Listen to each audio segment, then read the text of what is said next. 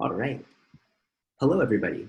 Welcome to the Brooklyn Rails 124th New Social Environment Lunchtime Conversation. I'm JC, and I have the pleasure and privilege of being your MC today for a conversation between legendary artist Andy Goldsworthy and Rail editor-at-large Jason Rosenfeld.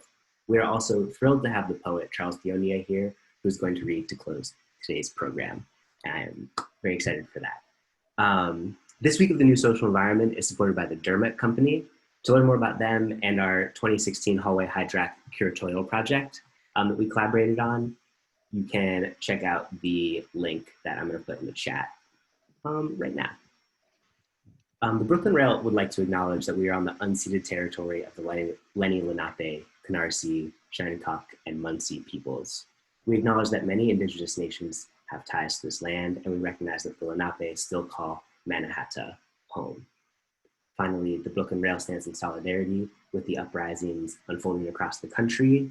We just passed 100 days of protests in New York City every single day, following the murder of George Floyd, as well as Breonna Taylor, Tony McDade, Nina Pop, David McCarthy, James Scurlock, Jamel Floyd, Ahmaud Arbery, Rayshard Brooks, Rhea Milton, Dominique Remy Fells, Toyin Salau, and many others, in response to generations of structural violence against Black communities in this country and around the world.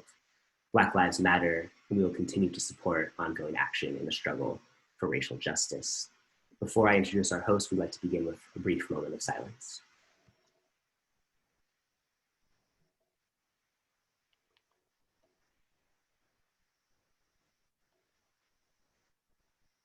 Thank you.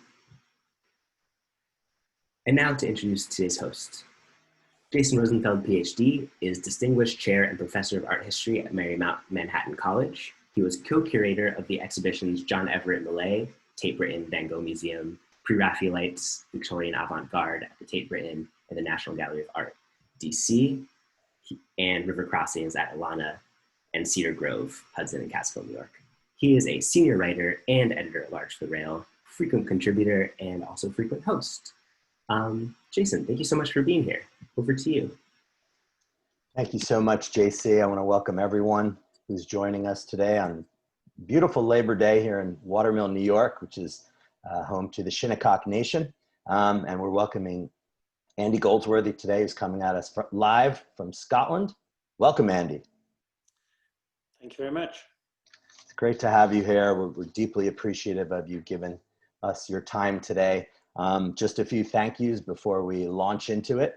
I want to thank JC and Nick and Fong and Charlie and the whole Jeremy and the whole team from the Rail. This is our 124th straight New Social Environment every single weekday since mid-March. It's a remarkable achievement. I have to congratulate all of you for everything that everyone's been doing in putting this together. And we're booked through the year, basically. So stay tuned every day, 1 o'clock Eastern. And I want to thank from Andy's wonderful gallery, Gallery Le Long, Mary Sabatino, Lindsay McDonald Dankworth, Liz Bauer, and Grace Hong for all their help in making this possible, as well as in the studio in Scotland, Holly Goldsworthy and Tina Fisk, who are essential to helping everything run smoothly. So grab a cup of tea or a flat white and sit down and relax with us. And we're going to talk a little bit about Andy's work and about Red Flags, which is on view right now at Rockefeller Center in New York City. And we'll talk also about what Andy's been doing since lockdown and the kinds of works that he has been producing. Andy, do you really want me to do a long introduction, Andy? No. Nope, that's it. Everyone knows Andy. He's one of the most wonderful sculptors on the planet. But for me, So you were going to do an introduction. No, I'm not going to do it. It's too long. There's too much to say. He's from Cheshire in England. He's lived in Scotland for a long, long time. I met him a couple of years ago, and I have been a big fan since I was very young. He, for me, is the most innately aesthetic artist since Turner, JMW Turner, someone who works with nature in a way that is remarkable and has been doing so since the mid to late 1970s. And as you'll see when we're talking today, he is someone who can find himself in a place and immediately understand how to work with materials, substances, creative ideas about what he might be able to manufacture there or produce there. And he works in all different media, as we will see.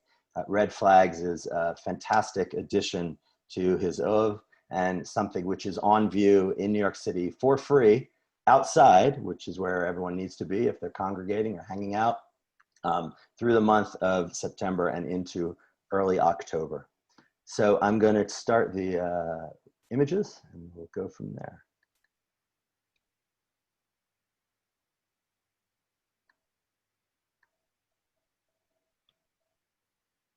I put this in for Charlie, our managing editor, because one of his favorite works, but just this idea of the romantic concept of the artist in the elements. Here is Andy, one of his rainbow splashes from early in his career, color image, producing something utterly unexpected in nature, in the middle of a river, with wielding a stick, which he's found somewhere. And that idea of making art, making beauty, making something of interest, making something redolent of human achievement or history from the most modest of means is something which runs so beautifully through his art. So Red Flags, we're going to talk about today at Rockefeller Center. And I have a lot of images to show you. I was lucky enough to get there last week to see it when it's new and shiny and installed on 109 flagpoles around the famous, what is usually the skate park in the plaza of Rockefeller Center in front of 30 Rock. But before we launch into that, I just thought I'd give you a little bit of a sense of what you can see by Andy in the New York region generally. Those of you who have the ability to move around a bit, this is the design for Red Flags, and we'll come back to it. This is no longer extant, but is one of the projects that Andy did. It was the first, right? The first roof project at the Met? No, I think it was already started. Oh, okay.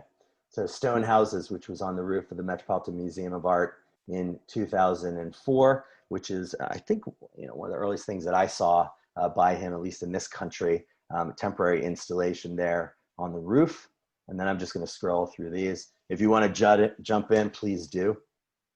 These photos, by the way, are mine, not Andy's. I want to make that distinction. We'll try as best we can to give photo credits as we go through the talk today. Storm King Wall up in Mountainville, New York, up the New York Thruway, which was built 1997 to 1998 at the Storm King Art Center, which is open, has reopened, and is a wonderful place to go visit, no matter the weather. And here is a second project that Andy did at Storm King, the very directly titled 5 Men, 17 Days, 15 Boulders, 1 Wall, which wends its way through the kind of edge of the landscape between pasture land and what is now a kind of regrowing forest around a sort of snaking wall around 15 massive boulders. And as you can see on the right side in this image, the boulders are grown over by the undergrowth, and it's hard to see, but in each curve, there's another boulder. And on the left side, they're cleared in the grass, which is maintained and mowed by people and not sheep. One of the most well-known works in New York is Garden of Stones, which was installed originally in 2003 at the Museum of Jewish Heritage downtown in Battery Park. You can see at the top left in that view, which is from 2003, when the boulders were just installed and the trees were barely saplings, and a beautiful view of the Statue of Liberty and Ellis Island in the distance, and the coastline of New Jersey, at least the river coastline of New Jersey. That is now, as you can see, occluded in subsequent images where the trees, the dwarf white oaks within the boulders have grown up, and the foliage around Robert A.M. Stern's design Museum of Jewish Heritage has kind of occluded the view. You want to say anything about this project, Andy? I know it's an important one to you and your work.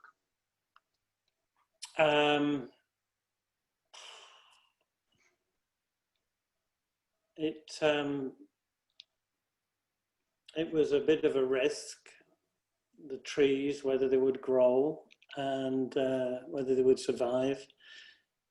But writing into the work, the struggle was a reflection on the tenacity of life in the most difficult of circumstances, and the struggle that the trees have gone through are very much part of the work and continue to be part of that. And it is one of those works that I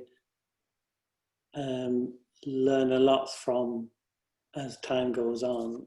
And considering the struggle, I mean, out of the only one tree survived from the original plantings, and to go back now and see them with the trees flourishing in the rock.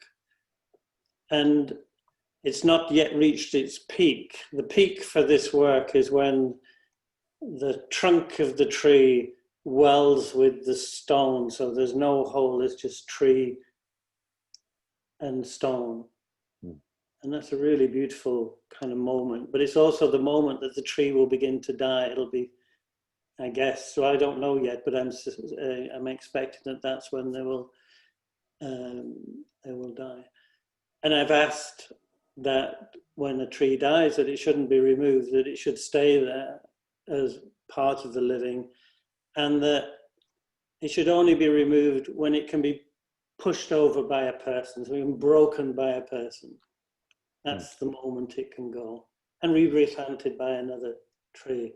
So it will be, it has got a long way to go yet, this work. And I think that's a wonderful thing to have felt that has been, I brought into the place, into the world to see that. But from a very personal viewpoint too, it's not just a public space, it's a very private space for me too, to understand those things that are going on.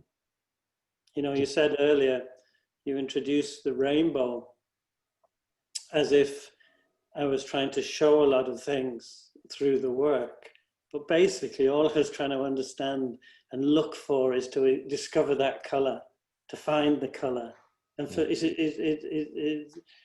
and I still haven't found that, the best rainbow. I've still got to revisit that work, even though I made that years ago. When I look at that picture, I see I haven't got the red yet. I haven't got the yellow yet. I haven't got the, where can I make this work? Where can I find that color? Where can I, you know, so it's still teaching me now. The Garden of Stones, incidentally, for everyone, is a living memorial to the Holocaust. And it's 18 great boulders. And in our faith, in my faith, Judaism, 18 is chai, which is the word for life.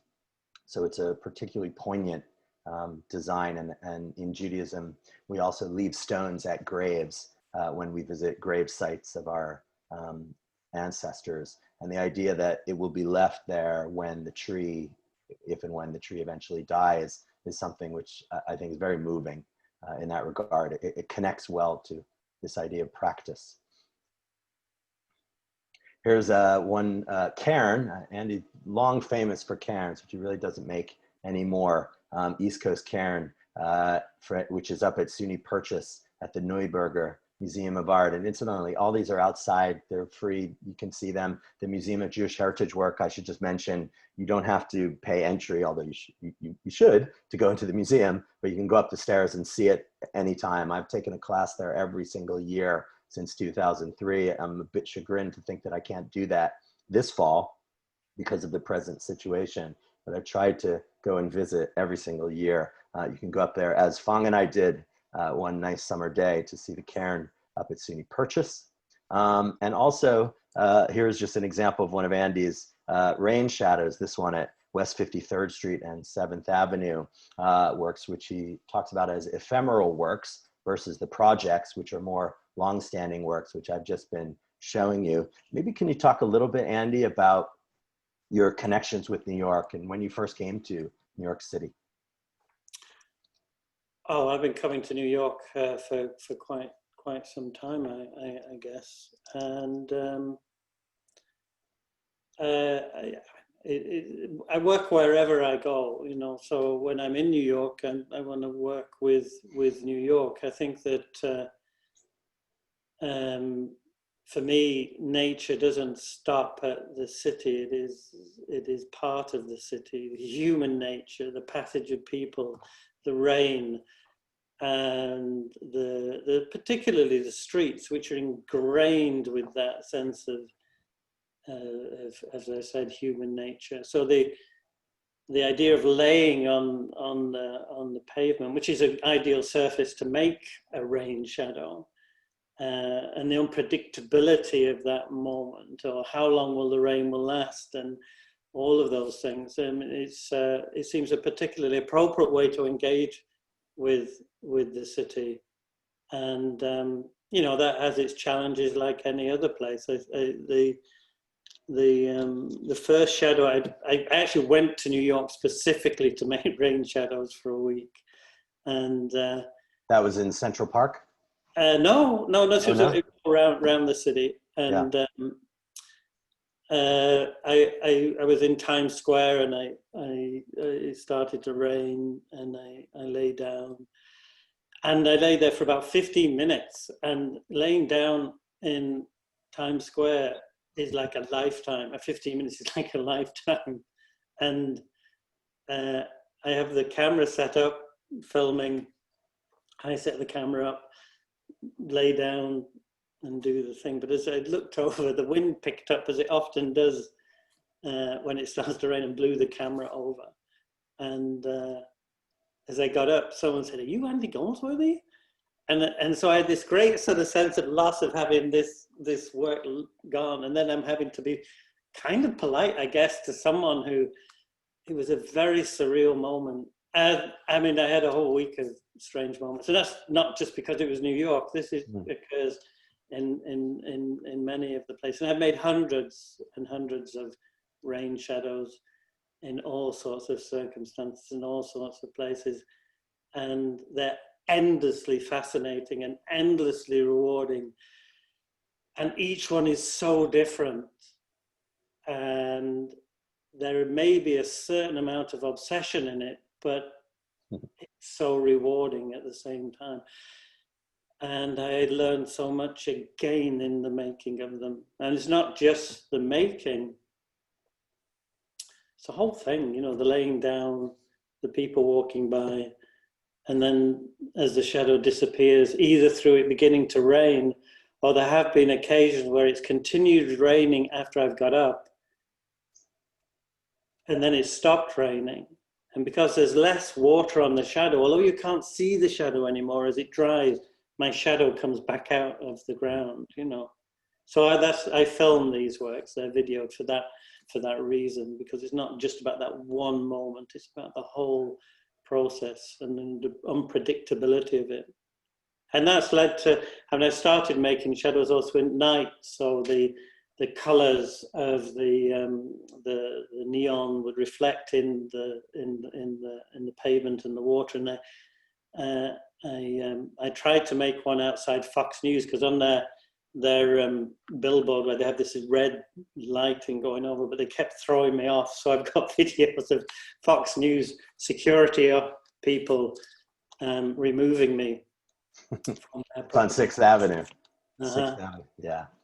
Well, this is unsurprising in any climate. I do realize that, yeah. With Fox News. But New York is such an interestingly contested place about sidewalks. You know, there are brass lines put into the sidewalks where the buildings denote the area that they actually own, and they're just letting you temporarily engage in that space. So I had the idea of actually laying with my arm on Fox News's part or whatever, so they tell me to move, then I could lift my arm up, but stay laying down, and have a discussion about why I can't make a shadow on the street, you know, whilst I'm laying down. You never made one in front of Trump Tower, I would take it. No. Not yet. Some more works in the area. This is actually in a private collection in Westchester, but it's one of the most wonderful pieces. And it features in a fine essay by Simon Schama, the Columbia University historian, who wrote a piece in the New Yorker about Andy's work at the Museum of Jewish Heritage, and talked about this work, Wood Through Wall from 1993 on the left, and in the center, a massive tree inserted into a rebuilt stone wall in Westchester. And then on the right, when I visited it in 2017, you can see the tree has been deteriorating and parts of the wall have actually collapsed. So we'll talk a little bit later about that sense of time and entropy and change in the environment. And I believe the collectors are just leaving it as it is, right, Andy? Collapsed or no? Yeah, eventually, you know, I made this in 1993 when the prospect of it lasting 5 years seemed an enormous amount of time. Mm. I mean, as you get older, you realize 5 years isn't maybe quite as long as you anticipated. And the whole kind of knowing how to handle the changes that would inevitably occur to it, you know, I really didn't know. You know, it wasn't a kind of a contract saying this is what will happen. You know, we were going to figure it out. And it's a challenge for me, and it's a challenge for the people who commissioned the work as well. And we've had this long kind of relationship with the work because of that. And at times it's been, they've thought we should replace it, rebuild it, make a different work there. And then eventually you realize how really important it is just to let it be. And that it's actually a very powerful work at all times. Even in what you described as its decayed state, I think it's more of a change state rather than just simply, it's not simply decay. But it's taken me on a great journey, and I'm hugely grateful to have had people like Joel and Sherry Mallin who own this work as important people in my life, not just because of this work, because they've become very important to me as well. And they are bound up in it. In fact, as the wall has fallen and become and changed, they have grown. Their story has grown in proportion to the wall's appearance. So the sculpture has become their story. It has become Joel and Sherry talking about this work. And sometimes it's not just the objects, the work that I make, but the story that they leave behind them that is a sculpture also. It's the personal element or the people element that's critical. It doesn't exist without that. And it's so much in the spirit of the work. It's a wall that's been made by people. It's built on the site of an old wall, rebuilt, another one layer placed on top of a previous layer, and more layers to follow. And Joel and Sherry understand that and talk about that and feel very strongly about that as well. But it's human nature is bound up in that work. It's also that it's a wall that doesn't need to be a wall, in the sense that it doesn't need to serve a function as a wall as it might have, 150 years ago. Well, it is serving an important function, but maybe not as a agricultural wall, but right. It has a purpose. Further north, you can visit the DeCordova Sculpture Park and Museum in Lincoln, Massachusetts, which is just reopened also. A lot of outdoor works there, and this is one that Andy completed last year called Watershed. The image on the left is him taking a rubbing from the central focal point of part of this constructed stone cottage with this great wall at the end with a opening in it which drains water from the staff parking lot above it when it rains. It's meant to be a kind of shelter from the rain, but then when you go in there, your feet will be inundated. I think during COVID, it was blocked off with a chain or a rope, and hopefully it's now been reopened so that you can go in there. And one final work that's kind of within striking distance of New York City, at least, is a wonderful set of 3 clay houses that he constructed in Glenstone, part of the Glenstone Foundation campus and museum in Maryland from 2007, Boulder, Room, and Holes, which are very beautiful and well worth the trip down to near Baltimore. And a good way for people to get introduced into what Andy's been doing is not just through the many books that he's produced with Abrams, but also 2 fine films by Thomas Riedelsheimer. The first is Rivers and Tides on the left from 2001, which I first went to see at the Quad Cinema in the Village because Robert Rosenblum, my advisor in grad school, was like, Jason, you must go see this film. You're going to love it. It's amazing. And Karen and I went and saw it, and it is. And I've shown it to many students since. And on the right, Leaning into the Wind, which came out last year, which is, it's not really a sequel, Andy. How do you think about these documentaries? Not opinion, but just how do you consider them as sort of part of what you do? Well, I mean, Rivers and Tides, both Thomas Riedelsheimer, the director, and myself had to kind of live with that. And at times it is for me, a little romantic. And so when we discussed doing another film, I think I wanted it to be consciously very different. And then after a while, after a lot of discussion, I said, you know what, Rivers and Tides is great. Let's just do another film. And whilst we're at it, maybe we'll do a third, you know. So that was in my 40s, Leaning into Wind is in my late 50s, 60s. To do one in my 70s or 80s. I mean, my art is about that change, just these kind of 3 films about those, how things have changed, interest me. And I like working with Thomas. It's all very simple. He was there with his son as a sound recorder. So Holly, my daughter, was working with me, and it's a very small crew.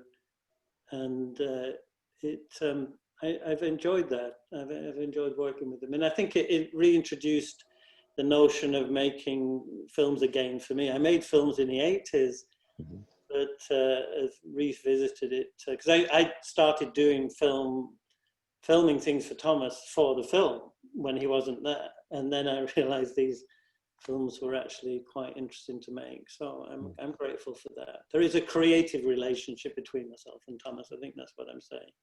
Yeah, it's a kind of collaboration in a way, and with a team. I think that's something that people will see is so important to so much of your work. You're the creative artist, but then there's a team of technicians, craftspeople, all of whom contribute to producing and, in a sense, disseminating what you've been doing. So the red flags. Here's a few images that are part of the continuing story of this project. On the right, you see the plaque, which you can visit now at Rockefeller Center. It's part of a series of works that are overseen by Free Sculpture and Tishman Speyer, who have given the space essentially. It was meant to be on view in March, but of course, or April freeze? But of course, yeah, was it meant to open on Earth Day? It was.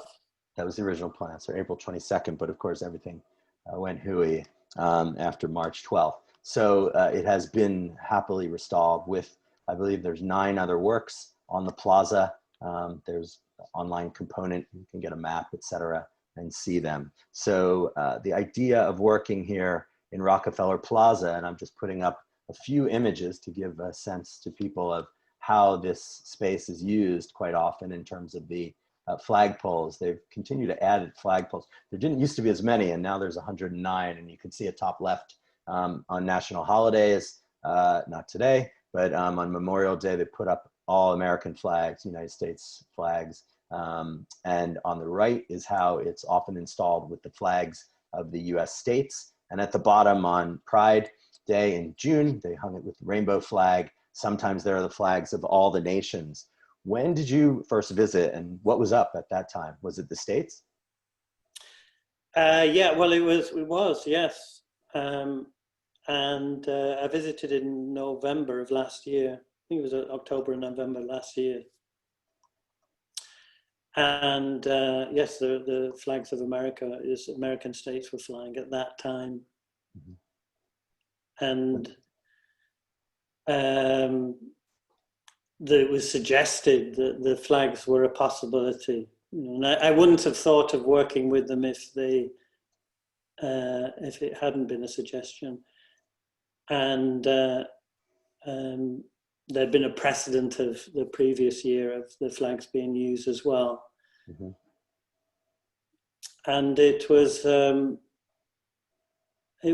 I guess when you were talking about it being a blank canvas, and I often make works where I'll use, when I'm making a clay work, I'll have canvas stretched on a table, and the canvas at the end of the project is a work. I hang them on my wall. In fact, you've got something behind me there to my,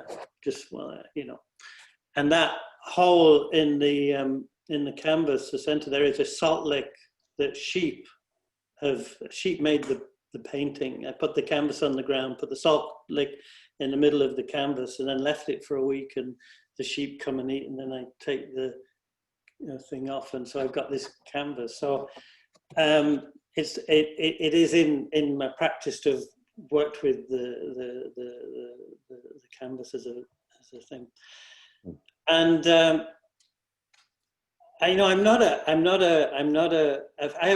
think we have a complicated relationship with flags. They are divisive. They can be, and at the same time, they can be very uplifting and bring things together. So the prospect of making something about the American states, the states of America, but in a way that was representing the earths in each state, that would ultimately connect the country as a work, appealed to me. I think the flags at Rockefeller Center are often sort of a backdrop in a way. And the art is something which has not, in my experience, ever sort of thought of them very much. And usually the art just kind of sits there where the Christmas tree usually sits. They have these big installations like Tim Noble and Sue Webster's Electric Fountain on the left from 2008, or at the right, Jeff Koons' Split Rocker from 2000, which was installed in 2014. And it's just kind of a thing which lands in there, but it's not something which necessarily relates to the space or the environs or the community or the history in any direct way. It's more of just kind of a sculptural object, like a paperweight, huge paperweight that's put down there where the tree usually is. So this project is much more a kind of consideration of the actual use of the environment, and the idea of the flags as something which could be productively rethought, I guess. Here is the map, which you can access online with the individual flags of the states. So with 109 flagpoles, how did you make the determination of how to, which states to replicate, et cetera? The 109 is the inner square. And when I was there with the states, some flag states were repeated. So I set that as a precedent. And I made at least 2 flags from each state. That gave me the 100. And the other 9 were some of the reddest earth that I had been sent. It's called red flags because I asked that I wanted to use red earths, and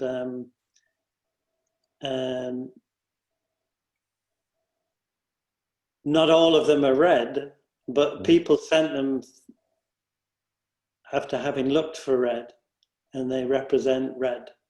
Right. Even though some of them are a little grey, and I quite like that interpretation of red. I mean, for me, red is a very, very powerful color that I've worked with all my life, and in particular with red earths and red stones. We have a stone a mile away from where I live in the river that it's like these nuggets of iron stone, an iron-rich stone, and you rub it, and the red that comes out is as if the stone is bleeding into the river. And of course, the reason the stone is red, because the earth's red, is because of its iron content, which is the same reason for our blood being red too. So this very strong connection to people, and flow and the connections through the world, really. And I've got in finding reds in particular states, I've got photographs of red that I've collected for years. I found the Maryland red because I knew where there was red, where there were some foundations, and I sent for a building, and I sent the photographs to the place showing the found, so they knew where to dig to find the red that I remembered or found many, many years ago. The red for Massachusetts came from Martha's Vineyard, where I made a work maybe 15 years ago. But I remembered where the red was. And then other reds I had to, I actually found, I was making the work, the walking wall work in Kansas City immediately after visiting Rockefeller Center. And it was a very kind of immediate response. It had a lot of energy. There was that weekend that I was there, I wrote the proposal. The proposal was agreed on the Monday. I arrived in Kansas City Monday, Tuesday. I was in Oklahoma and collecting red 2 days later. So I had to figure out how to find the red, how to look for the red, and go in search of red. And then realizing all the associations red has with particularly the Midwest. That journey that this project has gone on has been quite extraordinary. It's an astonishing journey, made so much more interesting because for the most part, I haven't left home. Right. Doing it from there the whole time. Here's the proposal that Andy's talking about from April, with the juxtaposition of the state flags at left, and then the drawing, which I showed earlier. I think, is this the only drawing that you made for this project, Andy? Only one. Yeah, only one. Yeah. And the amazing what a leap of faith people have in it. I tell you, yes. what often they get. But the amazing thing is, and it even surprises me, that these drawings that I make, how like the drawing the resulting works often are, shocks me, because there are so many things there are so many adaptations that occurred during the making of any work, quite rightly. And that there is a time when you think it's just completely different to the original idea. And then somehow there's this moment after the work's finished and you see something like this together and you realize, wow, that was, how did that happen? You had it right. Who is photographing them for you here? This image on the right that you sent. Gallery Long have been photographing for me, and that is kind of tough because for me, photography is a way of I extract photographic works from the work. But it's also my way of understanding and looking and I see so much when I'm photographing that it teaches me about the work in a whole different way and articulate it, and I miss that. If I had been there, I would be on site for several days, dawn till dusk, waiting, looking at the light, the moments. And I know there'll be moments where the light will just come through me between two buildings and bring the red alive. And the red isn't this kind of constant color. It's never this. Some people may go and say, well, they weren't really red. That wasn't particularly red. Because some days the color just drains out of them. And then other days they're so vibrant and violent with the color, as is the movement of the flag in relationship to the wind. They seem to run such a gamut of emotions, the flags. And for me not to experience that, for me not to be there to send is difficult. I have to say. Yeah. But it's so important that they're flying at this time. And it's probably important that I'm not there too, in some strange way. I think this is a moment when I have to perhaps not always be there.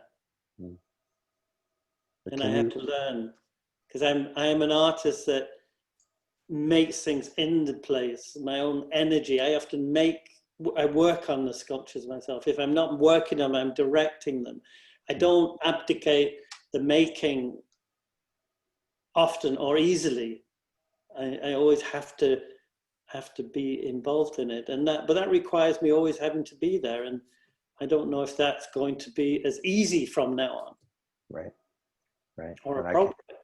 I can imagine if you were there, though, you would be doing rain shadows and taking films and sun shadows and that kind of thing, as you normally seem to interact with the projects as they're in process or installed. So there is. I would have liked to have come away with a work about that too. And there's, when they couldn't fly in New York, I flew each flag, one flag from each state on a flagpole that I bought that I erected at my studio, and did a 3-minute film of each flag, which I put together in a film that is 2.5 hours long or whatever. Yeah.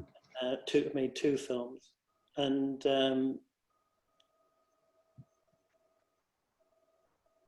we'll see. Yeah, I'll show it a little bit of that in a minute. But it's funny that is Liz Bauer, who there she is.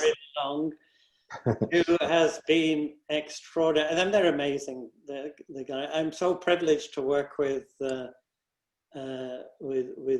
people like Liz, Mary, and Lindsay, who are, are just prepared to get out there and get red earth for me, and. I think she's in Staten Island, right? Sourcing for New York, the New York flag. I think that is Staten Island and Rhode Island as well. Yeah. Liz went to Rhode Island. So here is Liz sourcing the clay at the left, and then the New York flag flying in Penpont in Scotland in the middle, and that's the best I could do at the right. The center flag is New York, or one of them, actually, obviously, because there's more than one. It might not be the actual one, made and in place at Rockefeller Center. You might talk a little bit about this is the proposal, right? So this is you trying to sort of feel out the way that you might actually construct them. This is not the proposal. The proposal was the drawing, a few photographs, and a bit of writing. This is me looking for reds. Okay. And so this is when I went to Kansas City, I went AWOL and went to Missouri, Arkansas, and Oklahoma looking for red. And then figuring out how the colors would hold to the cotton, and doing tests. So that's what that is about. That was just me. It should be said that Jason is kind of privy to images that I send off randomly to a fairly small group of people. I don't do Instagram and I don't do Facebook, but I send out these images, and whenever I feel like it. Yeah. And they're not really with any explanation, which is why Jason doesn't know what really this is a proposal or not. That's what they are. And that's the plight of the art historian always. That you don't really know. We just so talk.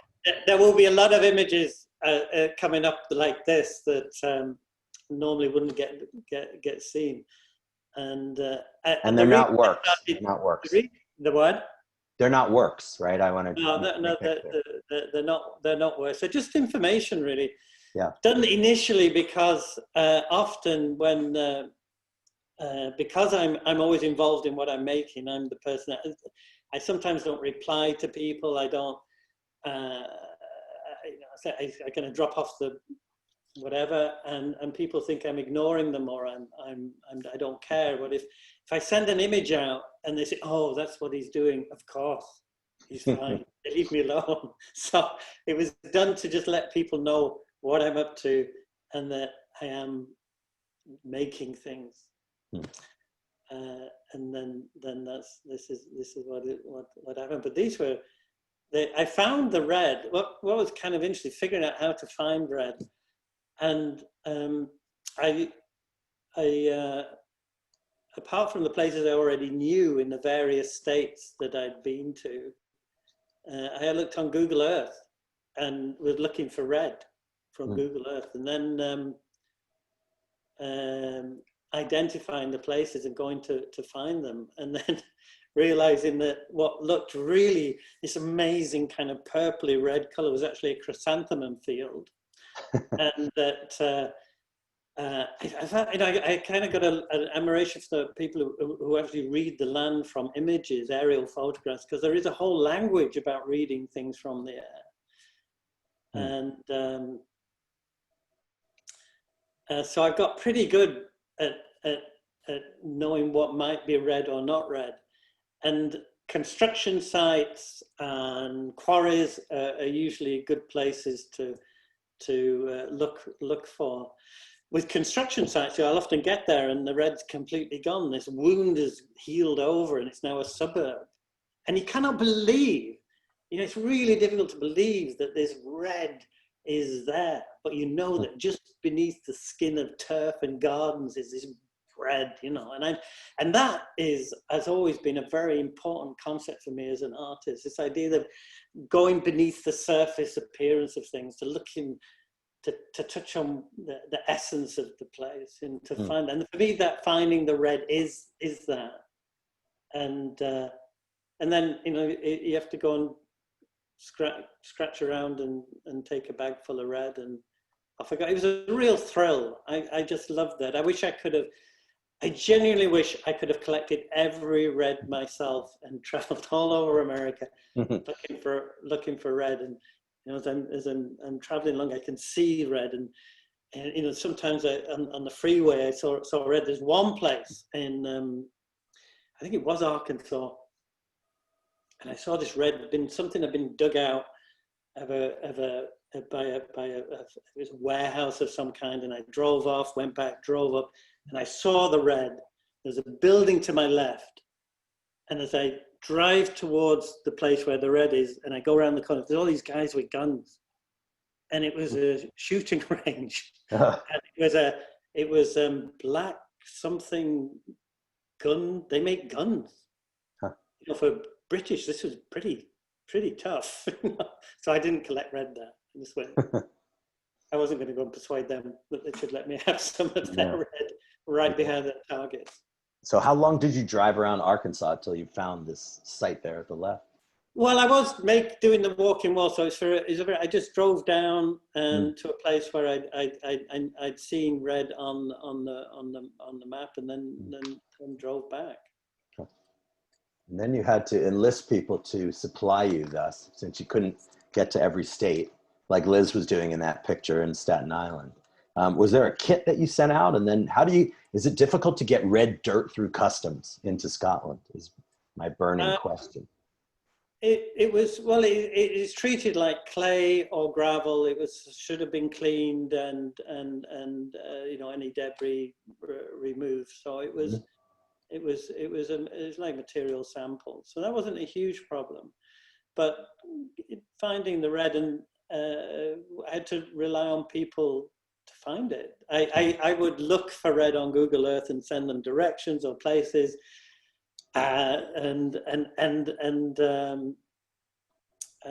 sometimes the people there knew. I mean, it was a whole range of people that looked for me. It was amazing, really, that there was that commitment, but people were prepared to show and send me this, and you can imagine my waiting for it to arrive and opening the box. That's Christmas. Not red. Oh, that's really red. And there was some, when it wasn't really that red, often people write on whatever state it was, red. Minnesota red. In fact, that's red. So you have to send it back? No. That was it was about that moment, and even though I had a kind of a reprieve in it, because it was a very short amount of time from November to April to make 109 flags, to get all the earths over, and to ship them back, and they were all almost ready to go by we were ready to go. We hadn't quite got Alaska because it was frozen, and North Dakota, which was frozen. So we had all the winter issues as well. but there was this moment of time, and yes, was I wanting red? I was looking for red, and I asked for people for red, but what came back was their interpretation of red as well. And that's part of the work. It never occurred to me to think, well, now I've got these extra few months, I'll revisit some of these and get some better reds. No, it was about that time. And I think the range is beautiful. And it's a bit like the lightning field. The same, it's not going to work because there's no lightning. Right. It's red flags, even though some of them are gray. Yeah. It's important. The red is important. So you have it here hanging in Scotland. You've been working on it with your hands. And I think it's also important to point out to everyone that Andy did all of it himself, everything with your own hands. And you sourced the canvas from the guy who actually makes the flags for Rockefeller Center. They are flags. Yeah, no, I mean, they're not, they are flags. They're the 8 foot by 4 foot flag. And I did the coloring, but the preparation, the grinding of the clay and sieving of the clay was done by Eric Sorden and Five Gibson, people who helped me here, and Holly, my daughter, and Tina, in fact. But I put the red onto the flags. That was my it was important. It was my hand on the flags. And it was a whole process, that itself, because I've never done this before, so I really didn't know what I was doing, and but I do know just how persistent the red is. And on Martha's Vineyard, there's a joke for my kids. I rubbed the red clay into my hair, and it stayed red for a long time, much to their discomfort. It was okay. It went eventually, but it's a very powerful, tenacious color, and doesn't come out easily. That's Massachusetts on the left there, so that's sort of intense. That's from the same site in Martha's Vineyard. Yeah, more or less. Yeah, it's from the beach. You're not allowed to take it from the cliffs, but if it's on the beach and come away, you can. Now, did you use any fixative, or it's just the material? We used a fixing, a cloth. It's almost like a soybean extract that somehow primes the cotton to accept the color better. I mean, whether these work or not, I don't know. But the earth itself is a very strong, obviously long-lasting pigment. Yeah. But it's the effects of the rain and the wind and on the flag that will fade them. I mean, what will happen is that I don't know what will happen. That's one of the beauties of it, that how they will come out the other end, having flown in New York for a month, and that's important that they have flown. And if it's really windy, the ends may fray. They tend to fade at the end that's furthest away from the flagpole, because it kind of whips against itself, so it kind of makes it fade. That and when they come back, they're no longer square or rectangular. Sorry, they're no longer perfect. They've stretched in all sorts of ways. So, and my hope is that. Well, my intention is that they will become works that will be indoor works after this, that will hang on a wall and become paintings, similar to my sheet painting behind me. Will they stay together as a group or no?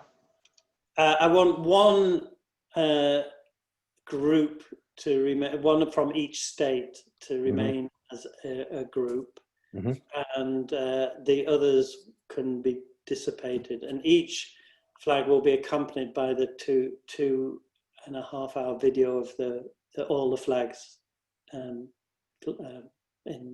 flying. Should I put that up? Should I put the video up for a second? Yeah, it could do. Hang on a second.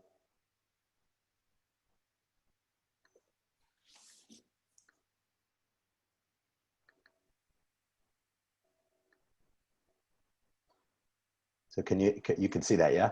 There's no sound, correct?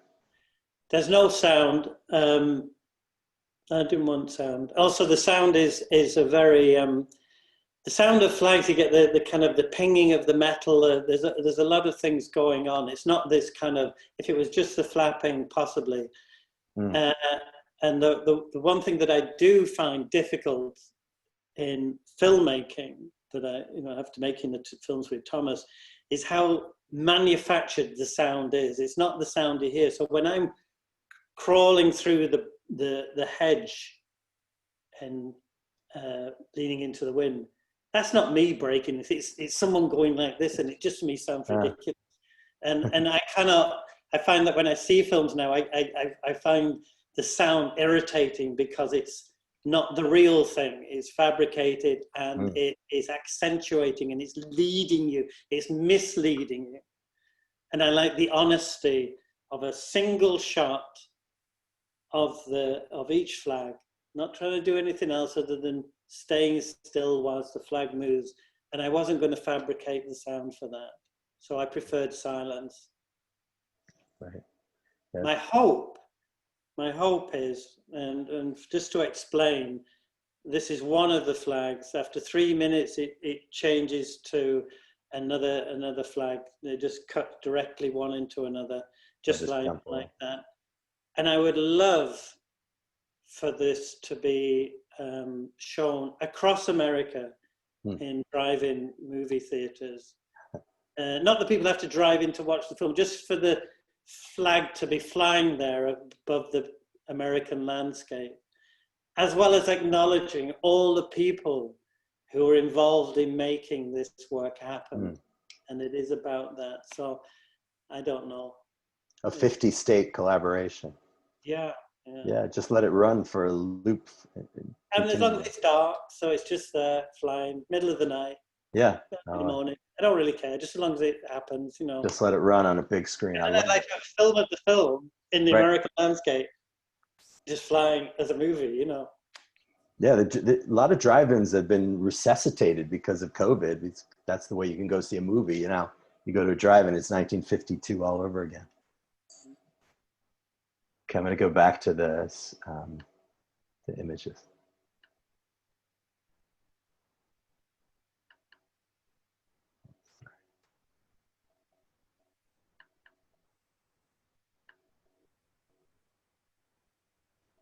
So here is just a shot that I think Liz took of Wyoming and Scotland. I love that. There's a valley of Wyoming in Pennsylvania also. Somehow Wyoming gets everywhere. But presumably this was the pole you used at the farm. That's at my home in Scotland. When I talked to Andy a few days ago about going to Rockefeller Center to see the flags, I said, I hope it'll be windy. And you of course replied, or not, because the flags, this is a typical Andy response, the flags are beautiful no matter what. The wind is not the key, it's just to see them in the place, and they might be limp and just lying there, or they may be sort of unfurled like this. Are these flags larger than the normal flags that are there at Rockefeller Center? No. They're the same size. Same size, and they look huge when they're off the flagpole, don't they? Yeah, You see they're that massive. standing next to them. It's like this enormous canvas, but once they're on the flagpole, when they first arrived, I thought, wow, they're huge. But no, they're the standard. They are the standard issue. The whole notion of the flags being either still or in between or just gently flapping, I mean, it also is something that I feel strongly about for all of the work that I make. There are times when a sculpture is highly active and alive, and at other times it's asleep. Right. I think that sometimes we expect sculptures to be always on happening, like this. We've got to be, and we don't understand it when they actually don't. Perhaps they don't look as good for that time, but then they come back to life, and that's, for that to happen, that's about the changes that occur around it, that they reflect the changes that occur around it. Like Brancusi's polished bronze birds. They're not just about the bird or they're about the reflections that are created in that. I actually have one of the few photographs of a Brancusi, one of the bronze birds, outside. One of the few photos they took outside, and the light's catching the breast of the bird, and it's that particular moment, and then it's gone. And sometimes these things shouldn't be sustained. You know, you wouldn't want them to be sustained. I mean, it's a bit like when you go into the broken kilometer, and you feel for a moment, oh, you've just come when the light's shining through, and you realize it's just these stadium lights kind of hammering down on the metal, and then there's a bit of, oh, you know, wouldn't that have been nice if I just come at that particular moment? And that is the difference between having things open to change and responsive to the change and feed off the changes. But the other side of that is sometimes they die down and go quiet. And I love that too.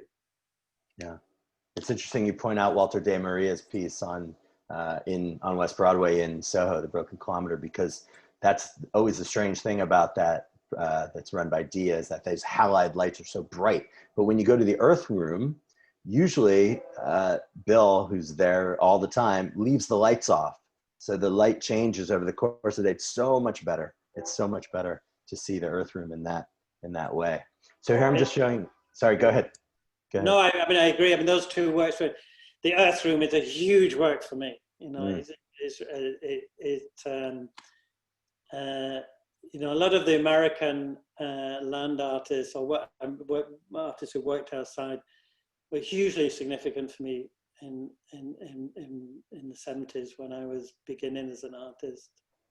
And you know, the Christo, the running fans, and you know, I don't think I would have dared put red flags up there and not been asked in New York out of deference to Christo's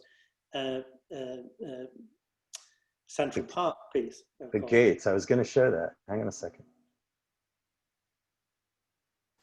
And I think what Chris is just, this is amazing things. And so there's you know, you may have become aware that this is kind of, people like to make this division between the American artists and the British artists, and the Americans go out in the deserts and dig the big holes and build, which you do. Don't get me wrong. And then the British are kind of small and delicate and sensitive. Well, this is like, you know, this isn't quite as simple as true as that. And Christo's work can be of a huge scale, but have a wonderful delicacy about it, and life and energy. Yeah, I mean, the gates, they felt so alien in a way, and yet they were so accommodating because you walked under them. Your head grazed the bottom of them. They encouraged your ambulation in and around them. And then wonderfully, I remember the first week in 2005, it was beautiful weather. It was almost like spring. And then the next week we got this big blizzard, a dump full of snow, and it was just ideal. He couldn't have planned it better. Go ahead. I just want to show this here. So anyway, this is the film at the left, the two films that Andy was talking about. So there's one film where you see the flag framed large, you know, as the entirety of the flag. And the second film on the right, which we showed you a clip of, where the flag is sort of more covering the entirety of the lens in a sense. And here are installation shots Liz Bauer sent me after they first put them up stealthily in the middle of the night, apparently, so that the few workers who maybe are going to the offices would see them in the morning and be amazed. But a great thing which happened to me when I went there was that this gentleman here, this security guard, came up to my daughter and I when we were standing up where the tree usually is, which is right here. And he comes up to us and he goes, "Those are not the flags. That's an artwork. These are not the flags. This is an artwork." And then he explained it all to us, right? And I think that is something that Andy's work does elicit from people who are involved with it and see it. They feel a sense of almost like an ownership, or you want to care for it and think about it and talk about it. So this guy was terrific. He knew everything. Everything was right. Everything was telling us. I didn't have anything to say. The art historian's speechless because the security guard for Tishman Speyer was on it. I didn't get his name though. And then he disappeared. He just kind of vanished. I did want to point out one thing, wearing my art historian hat, which is that when you go to Rockefeller Center, you will see that these flags, usually they're disharmonious coloristically with the center. But what you see when you go there now is that actually this color, red, variations of red, taupe, whatever you want to call it, really harmonizes very beautifully with the buildings. The buildings are made of Indiana limestone skin with their slate colored aluminum spandrels. And then the bottom of the buildings are all, down here where it's gray, are Deer Island granite, comes from Maine. And it's the same granite material that they use to make Belgian block, what we call cobblestones in New York City. So it's as if the street sort of rises up a little as the base of the buildings. And then it's this pinkish Indiana limestone going up. And then you have sculptures like this, which kind of stick out, Paul Manship's Prometheus, but sculptures like Lee Lowry's fabulous reliefs, which really harmonize with the buildings. And I think the flags look wonderful next to these, time-worn Art Deco, still astounding looking designs. And I'll let you talk about this because I was amazed when I saw this photo, how much earth is involved. Well, this is the leftovers. I mean, people generally sent more than I probably asked for. And there were a few states where I knew there was good red and that I could do better, so I asked for more. There was only a few of those. So, and I decided to make them into what I call stones, just mold them into the stones, which I'm working on now. And it's just out of I feel this need to make something with the material. Mm-hmm. And they look pretty good, actually. I'm quite surprised. Yeah. They're huge. They're massive. I know. They're great. They're they're in my studio now. Is there any binder that you use in the? No, the ones with clay in hold together pretty good, and then the other, some are more sandy. And just by making these, I've realized that the physical nature of the material and the ease at which I can make these boulders reflected how they colored the flag. Mm. Because my fingers were pretty raw and rubbing the stuff in, and I can feel that again as I work with the stone. So some of them are kind of fragile, and others are not. Will they crack these? Some are, yeah. Some are well. The ones that the clay only cracks in this form when it's drying against something inside. So if it's dried very quickly, it'll crack because the outside is shrinking faster than the inside. Right. Some of these have stones inside, so there's cracking against the stone. So they've all got this kind of character coming out of them. And I guess at first I think, well, I'm going to make them all a bit much the same, same. But I sometimes I think, oh, that's fine, and others I smooth over. So they've all become very much individuals in this collective group, as the flags did themselves. Right, and that's part of the symbolic nature of it. Yes. One person was asking in the chat if the flags are identified on site, and they're not. There are no plaques. There are no. You could find it by a legend, I guess. Yes, and they are. I've signed them with the state. You won't be able, if you've got binoculars, you probably see it, but that may erase over time. Yeah, the whole idea of whether it should be so prescribed or defined about which one, or you should just get the feeling of the whole thing. I don't know. I'm uncertain about that. Yeah. But it is important enough for me to know which flag and where it's come from after they come down. Right. But ultimately, I want them to rise above their states to become one unified work. I can't resist but put this up for a second because it's been very in the news at present. States flags, we do not think about very often.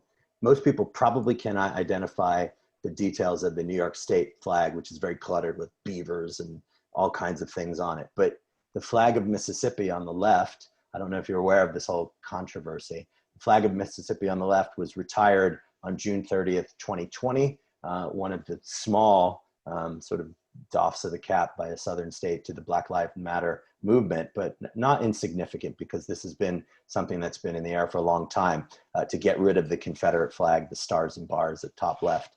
And it has gone to a public competition, in a sense. There was an open competition for a new Mississippi flag. And this is the one that won out of the 9 finalists.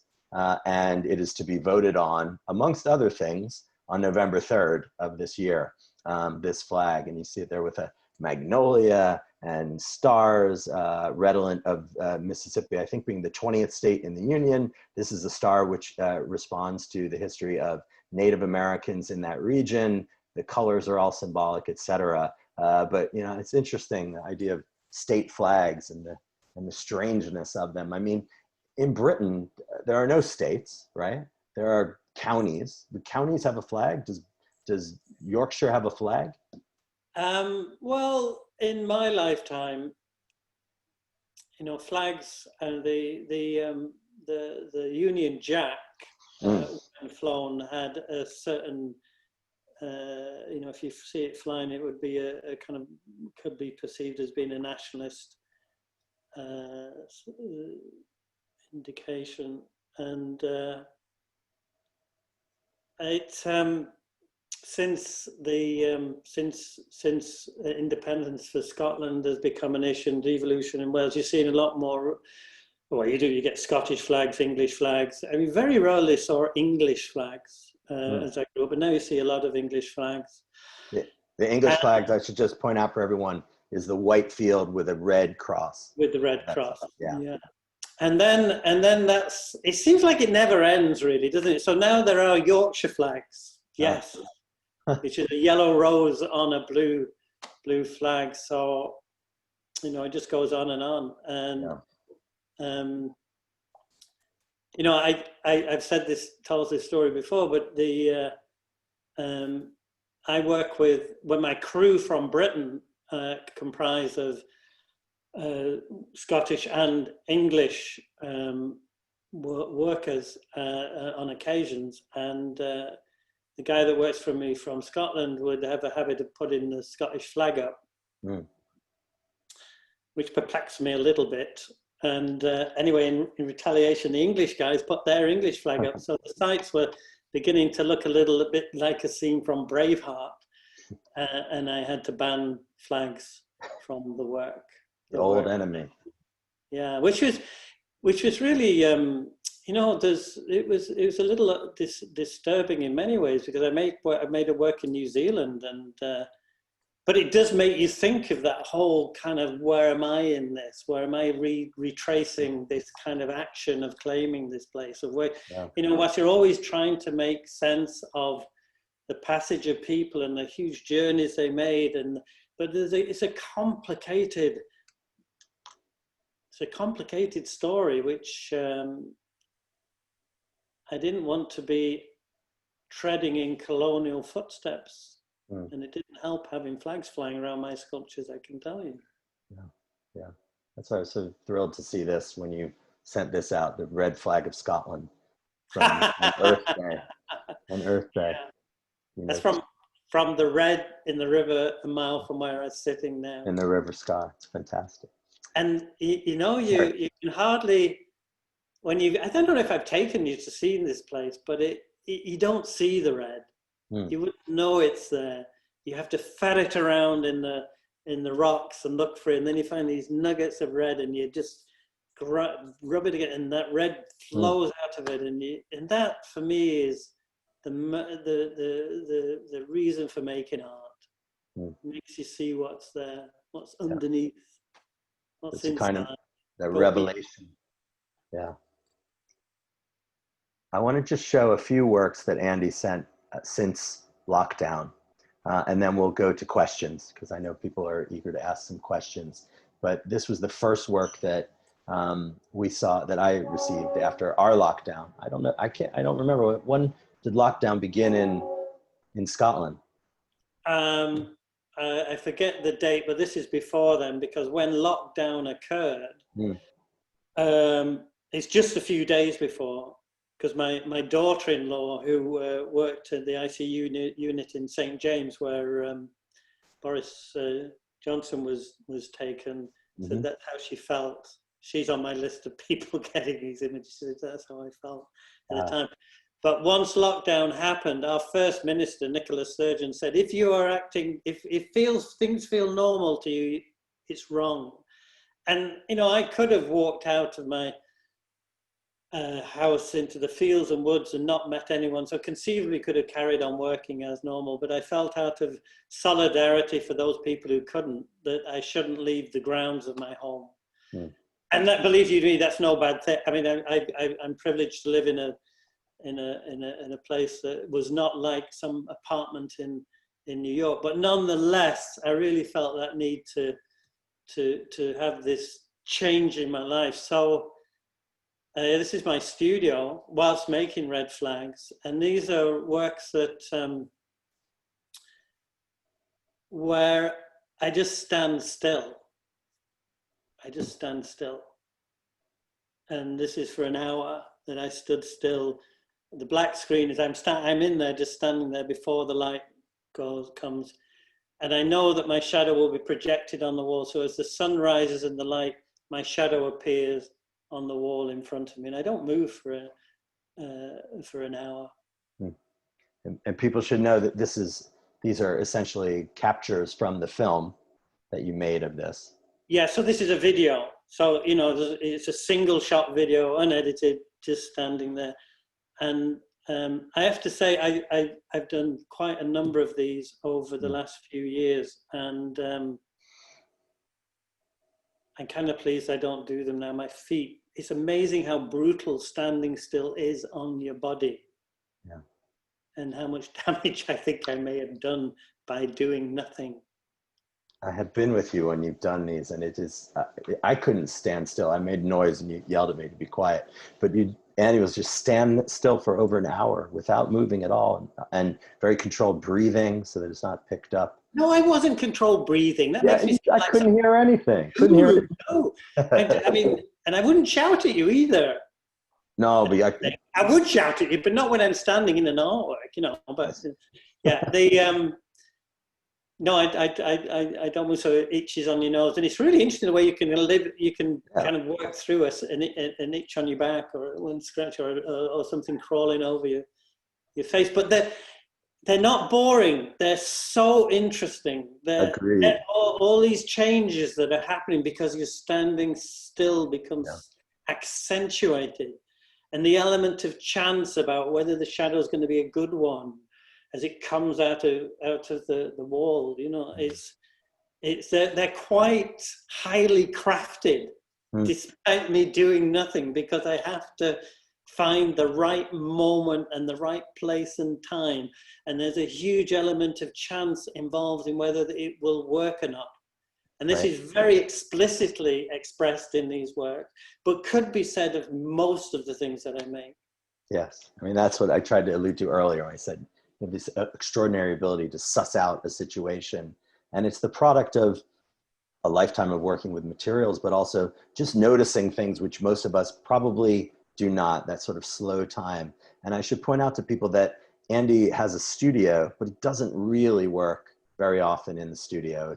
It's a space. His studio, in my mind, is the world around. And the ephemeral work that he does goes out into the landscape and makes a work that is studio practice, really. So when I first saw this, when you sent it in early April, I was amazed. Here is an example of you actually making a work in the studio, which is not a typical aspect of your practice, but clearly over time you had noticed the way the light was hitting the wall. And of course the light hitting the wall is different in April than it is in November, right? A different angle or different spot. So all of that goes into being prepared to make these kinds of very evocative film. And I'd missed, there is a moment when the sun rises directly in front of the window that's casting the light onto the wall, and I missed that. So this is after that. So I'm waiting for it to come round again, but I'm going to be away. I'm going to actually start working away from home on Hanging Stones project at the end of this week. So I may miss that, but wait for next year. Yeah. I have a notebook with all the times of years, and I put on my calendar good time to stand in front of that rock or that tree or this, waiting for them to come around again. And what you also probably can't appreciate is how changeable the weather is in Scotland, and how few sunny mornings we get. We really don't get very many. And I've made shadows in a particular place on every sunny morning, and there's very few. So there's, over a year. And then just during lockdown, it was constantly sunny for this period of time. So it was this amazing, constant shadows. Here's just some more works that Andy's been doing around the farm in Scotland. A series of works in the shed called 6 Water Lines, where again it's that idea of his bodily presence is there, the use of the light, particular time of day. Is this one also a video? No, this is on time lapse, but it's not just bodily presence, it's bodily fluids too. So that work was very much about drinking a lot of water. I made 7 in a day, and about holding it in, waiting and timing, and then realizing just that, and this is in lockdown, you think, well, how many people are being told to drink plenty of fluids today? And it could have been titled "Drink Plenty of Water." Wow. As a public service. Yeah. And then it should be said that I don't know if you got images of it, but then I did a whole series of works on the roof where I laid in the rain on this rusty tin roof. Places I would never have worked had it not been forced to stay at home during lockdown. I have just a couple more images and then we'll move to the questions. This one, barbed wire wrapped in wool to catch the light at sunrise, using materials that Andy's used for years and years and years. Barbed wire, wool found around the property from the sheep, and then obviously the sun, which is a partner in this. Took 3 days to get the right light. Yeah, well, the sun, I needed just between the greenhouse, that moment before it got too high, and it was cloudy on the horizon for a few days. So I was kind of having to wait for that moment. And the wool, the spring here, what you have to imagine is that I'm surrounded by sheep. There's sheep everywhere. Normally you can hear them. And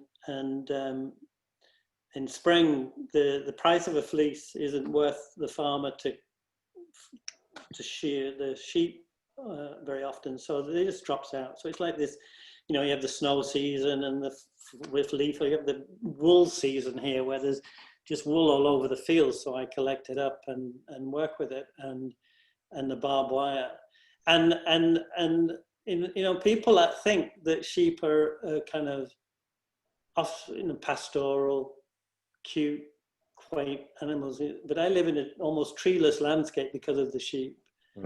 And I live in a landscape that's been hugely depopulated through the Highland clearances because of the sheep. So there's this huge social, political, economic impact on this landscape, yet they're perceived as being kind of pastoral. And so the idea of combining with the barbed wire is seen particularly appropriate. And so obviously when lockdown happened and no one was in the office, I had the office to work with. This is where my guy who works for me. So I covered his floor I covered the office floor in raw fleeces which had been cut from the sheep. They just took over. Actually, this came out of. Yeah, you can go down. But it came out of Jason and I were trying to do this project at Yale Centre for British Art, which has unfortunately been cancelled because of the situation. But we did a lot of work on this particular show. And the Louis Kahn building is a particularly difficult building for an artist like me to work with. It's very kind of prescribed about how you can show things, where you can show them. It's got these carpets, squares, in each bay, and it's complicated. So I'm always looking for ways in.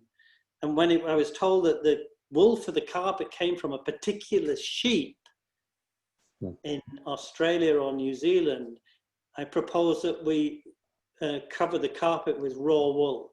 So you'd step on the raw wool and then onto the carpet. And it's the same thing, but so different.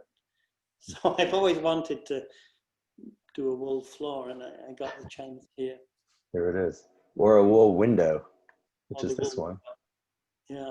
Sheep office window. Yeah, well, they're all out there. They're just, you know, they're out there. You can't miss them. And you did, and this red, the color, the pretty colors, is the color of sex for the sheep, because they rub the ram with the ram has this harness with a block of color on it. So when it mounts the ewe, it leaves these colors on the rump of the ewe. So all these colors, and some of them are markings, or they signify the farmer. So this is not as kind of this color isn't decorative. There's a violence that's associated with it, and a sexuality. And then I love the way that it blocks access to the outside, and then it's just revealed. There's a sublime aspect to this one. And then just a couple of more recent works, and this is, you know, a kind of index of the materials that surround you in Scotland and your innate understanding of these trees. What do you call these sort of bursts?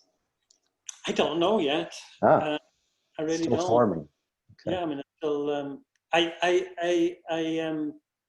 Yeah, they're all kind of rammed. I put them between my fingers, and then I weave them round. Not weave them, but just push them in. And I take the photographs too. So I set the tripod up first, so I want a cable release in my hand, and I can't see the image. And it's amazing how just the slight, I'm just after a shape or a feeling or whatever, and I'll take many, many images to get something that I feels the right one, whatever that is. And although I possibly could have someone come out and take them for me, I quite like this problem of having to photograph something I can't see, and it's me. And I've done one with feathers, crow feathers, which is they're very, very light, but because they're so light, and my hand is completely disappeared in feathers, and I'm holding them, they're often up to an hour. And when I've finished, I can't open my hand. I actually have to kind of lift my hand open to release the tree. And then there's all these lines left from the quills of the feathers or the branches. So are each of these is a video? No, these are still photographs. Okay. These are still photographs. And you've been doing this all through the summer? Well, I get a lot of the works have been obsessive, you know. I made maybe 40 rain shadows on my roof. I swept the floor, which became a work that was shown at the National Gallery over lockdown. Everybody was obsessively sweeping, and I think that's part of the times. I think we've all had this sort of staring at the wall or repeating the same things every day. You know, I've not left the place for. So goodness knows what people in New York are feeling like in their apartment. I mean, the stories that Liz would tell me, her description of, this is Liz Bauer from Gallery Lalonde, of her being in this apartment that she can't leave and exercising in the stairs, you know, up and down and not go. I mean, this whole kind of repetition and how we just get into that. So I think repetition has been a big element in the things that I've made this year. And anyway, I've done these trees, which are the ones that I work with, but I kind of now thinking I might do them as in leaf form, so I get the color version of them as well. But I'm thinking, oh, really, Andy?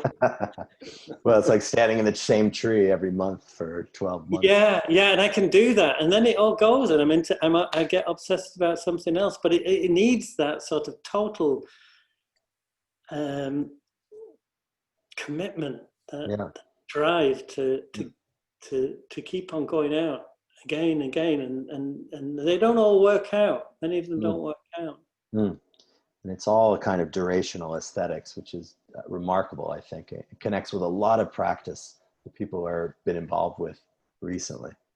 Let me put up this, which arrived this morning. This one is Wet Rotted Ash, molded between my hands, 7 September 2020, part of a series of working with different trees. And this is the one set, and then here's the final image. But, you know, it's important for people to see, just as Andy's been talking about, he's talked about just regularly, the way that this is such a tactile process that he's involved with. The hands are the critical thing, that understanding materials with one's hands and learning how to work with it, trial and error. You see that very well in the films, but it also comes out in the way that you present these images. Are these stills, or this is part of a video? It's a video. Okay. It's video. I can show you the actual thing if you want. Sure. I'll couple of minutes. I'll go to my shirt. You can speak for a little while, can't you, Jason? Okay. There he goes. So give it a second.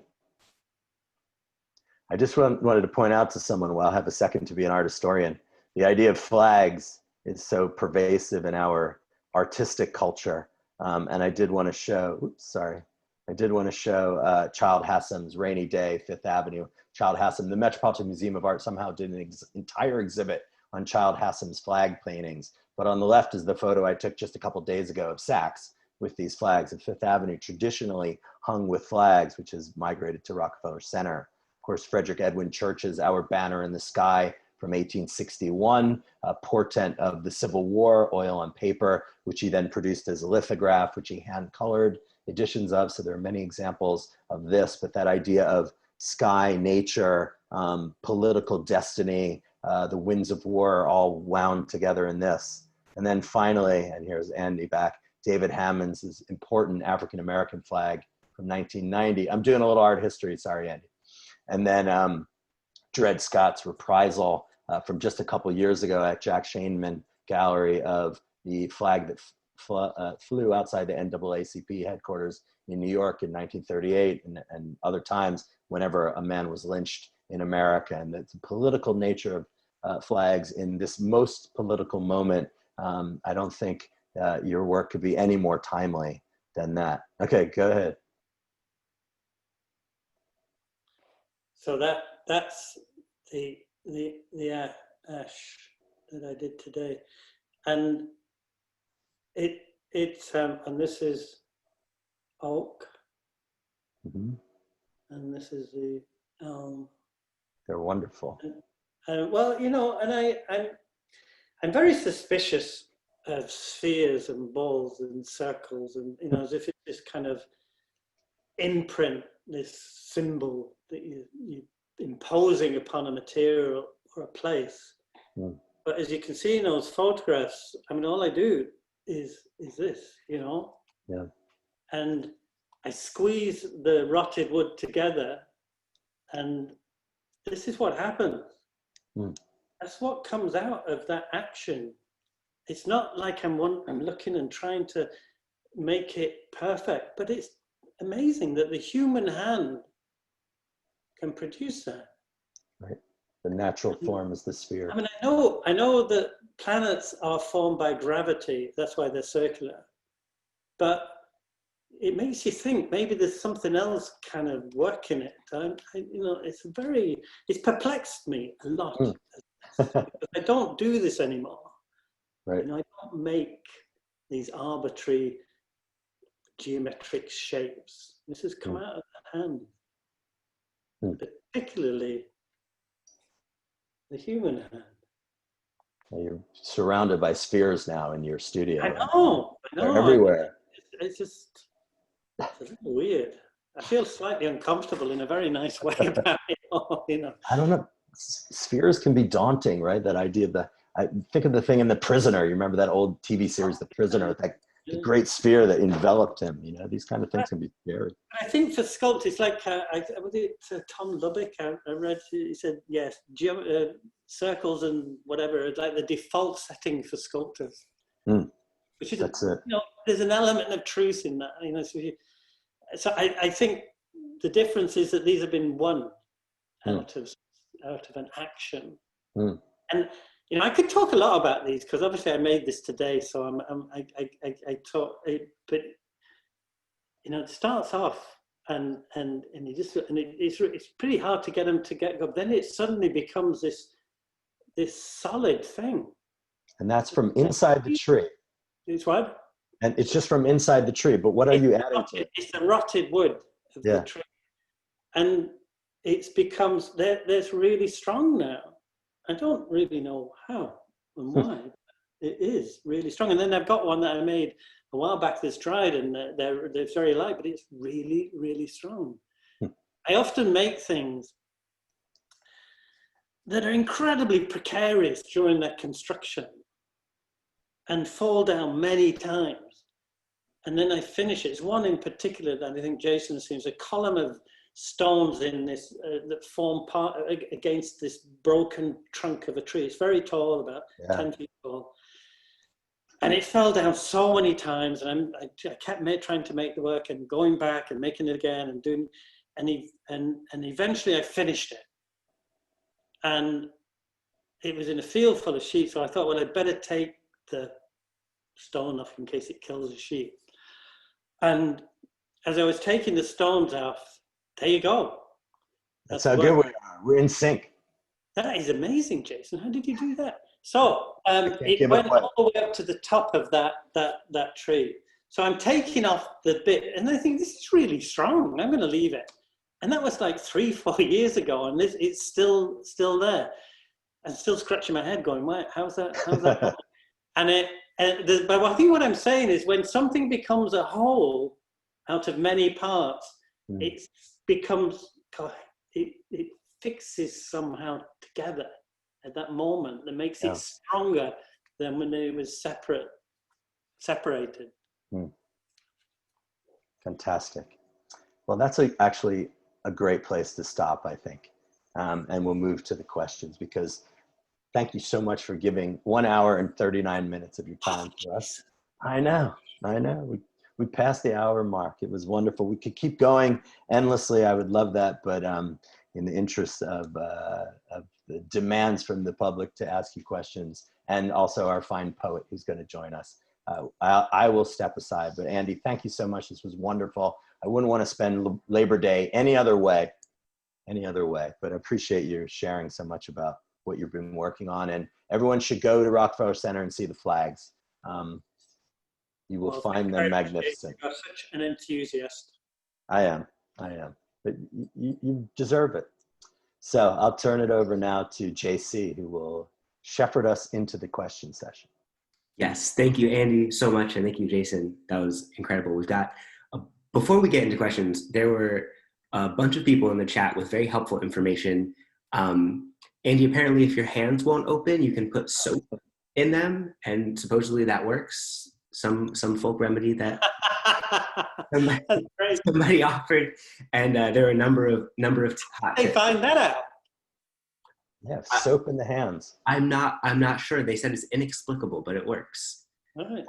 Soap, by the way, is also our #1 thing to deter coronavirus. So soap's an amazing material. That's right. Might not be a bad idea anyway. And also a number of places that have very good reds in the States. So we'll download the chat and send it to you in case you want to find some more American reds. But I'm going to turn it over to 2 questions from the audience. And our first question comes from Layla. And Layla, I'm going to ask to activate your microphone so you can ask your question now. Layla, are you there?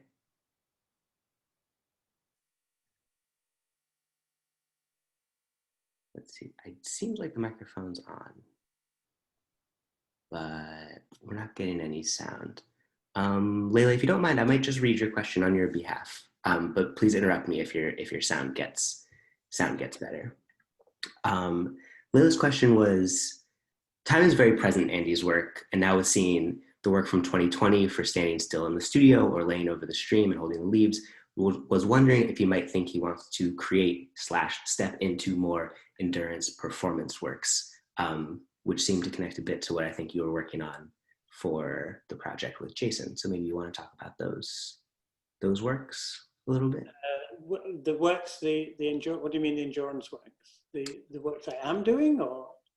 Yeah, if you want to talk a bit about. I mean, I think the question seems to be a bit about your movement towards more time-based with your body, I guess. Well, I've always done that. I mean, it's in the 70s. A lot of the very early works were very were just with the body, and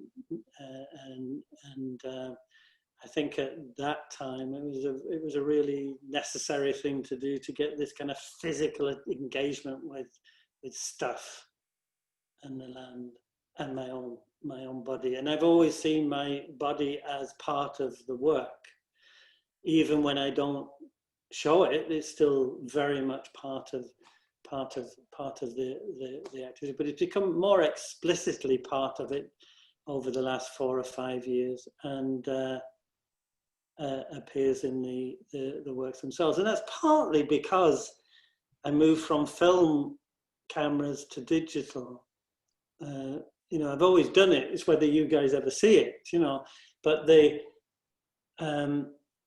I've always kept the photography side of things very simple. One camera that can fit in a rucksack, and I go. You know, I don't want to be bound by a lot of kit that prevents me from going to the places I want to. So the making of the work comes first.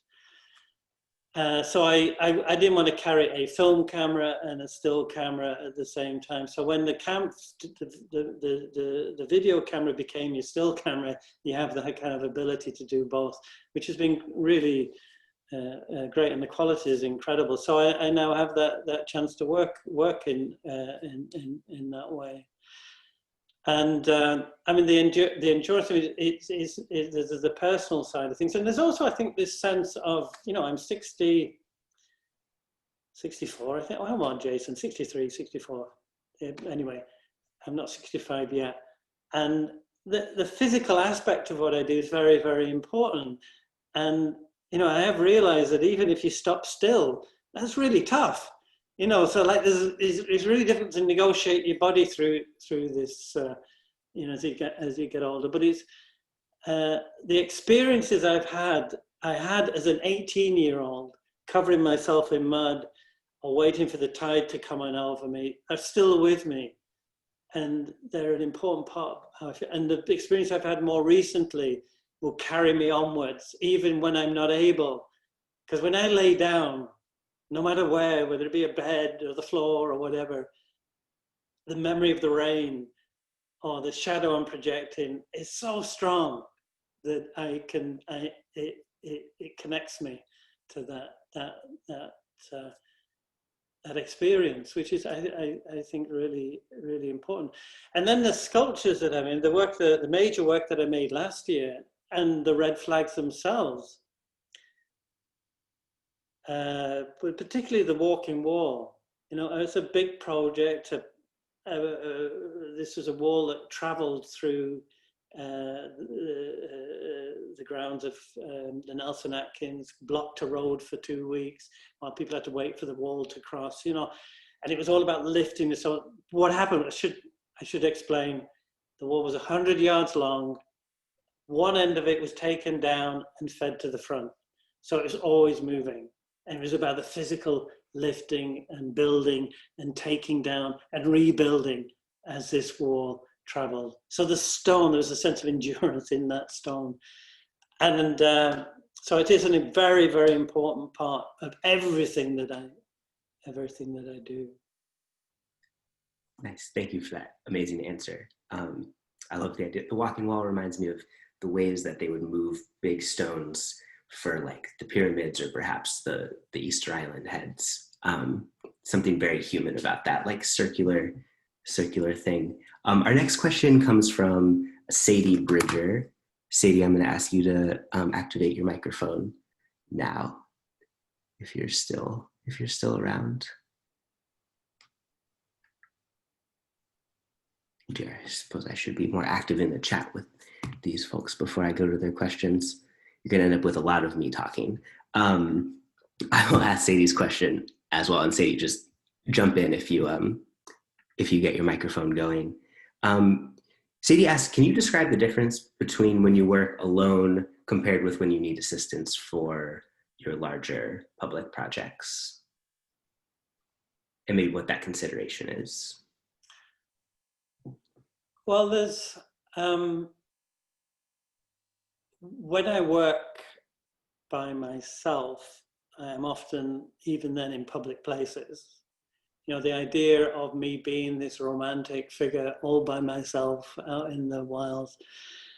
I mean, there's certainly are times when I'm by myself, but this is a very socially active landscape. I can be there working and a farmer comes across me, or a walker, or a fisherman, or whatever. And, you know, and there's always that kind of people are there. So it's a very, and my work has been fashioned by the British landscape, which is has a strong social nature. There's not a field or a wood or where that hasn't had some impact of human touch.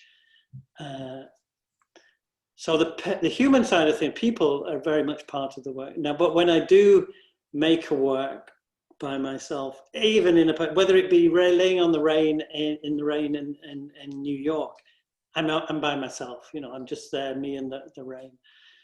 When I do the big projects with lots of people, it is very, very different. And I quite enjoy the difference.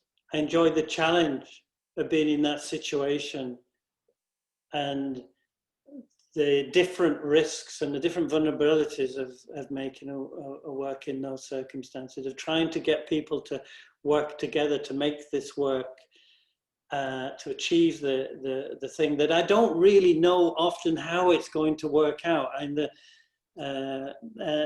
so they're a very important part of me trying to figure out things as we go along, and not to get annoyed when I change my mind, but I'm trying to kind of adapt things. But the friction of these things in public spaces, especially the walking wall, was astonishing. When I blocked the 4-lane road for 2 weeks, I really expected a lot of grief. And whilst there were some really abusive comments from people in their cars as they had to divert and drive past, those who got out of the car and walked to the wall, by the time they got there, were walking on a road and meeting a wall, were kind of, wow, this is pretty interesting, you know? The time I got most grief was when the wall blocked off the front of the entrance to the Nelson Atkins, the new part, the block building. And the wall was long enough to actually so you couldn't see the ends. So this was in the middle of summer, and it's so hot in Kansas City in summer, and the museum is so cold and cool. It's this oasis that people are just wanting to get to. And they get there, and there's this wall in their way. And there was this anger. It was the only time I felt really people very, very annoyed at me. It was wonderful. It was wonderful. And Nelson Atkins has such an incredible nerve. They never put a sign up. They never apologized. Sorry, wall blocking your way, go this way. There were no diversions. You had to just get it wrong, go up some steps and find a wall in your way and have to walk down. It was fantastic and uncomfortable. It was uncomfortable for me, you know, to see someone really annoyed at me. It was uncomfortable for them. But that's what it is. Walls are uncomfortable, as we all know. You know, and whilst this is a project that had been proposed before Trump, just so happened to be made last year, which really kind of changed the atmosphere in which it was made. And whilst it was nothing to do with Trump, it was all to do with Trump. And the director of the Nelson Atkins, a Mexican. You know, it was an amazing, amazing, kind of complicated, challenging work to make. And the response from people from all different walks, it was just quite remarkable. Amazing. Thank you for that answer. And so I saw the border wall, and it's sort of interesting. That wall is also walking in its own way. So there's definitely something to that. Thank you for that answer. Our next question comes from our own Charlie Schultz, who has God powers over his own microphone and just turn it on. Thank you so much, Andy and Jason, for this really wonderful conversation. I have to admit, Andy, that I asked Jason to put the rainbow picture in there because in the pre-check we were talking about you, and I was saying that that image was the first one that I encountered of your work when I was in college. And from that image on, I think that might have even been the first time I realized that contemporary art was allowed to be playful or have any element of humor in it. And I kind of became a fan of yours right then. And one of the things that as I got out to see more art in the world, I mostly experienced your art through photographs or through books and stories, but it didn't often seem like the works were really, I mean, the kinds of ones that I was seeing where you would arrange leaves in some really beautiful pattern or something like this, where there was a kind of ephemeral quality to the work that seemed very important to it, that it didn't exist forever. And at the same time, I was learning about the land artist, Walter de Maria, who you had talked about a little bit. And the thing that kind of connected you, for me, to them, was that I was learning about all of it through photography. Their work, your work, and you had mentioned earlier in a previous, answering a previous question that at this point in your career, the photography has really changed. In the 70s it was all film, and in the 90s we had kind of crappy digital cameras, and now we have what we have.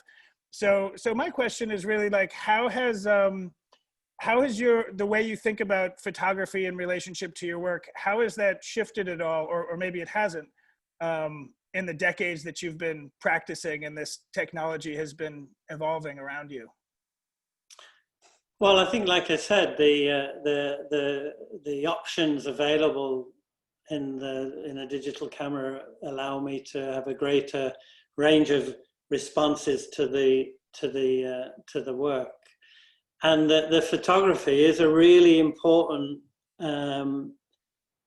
thing in its own right, that has the looking and seeing I can make a work, and the work is, and obviously making the work is the most important thing. That's a given.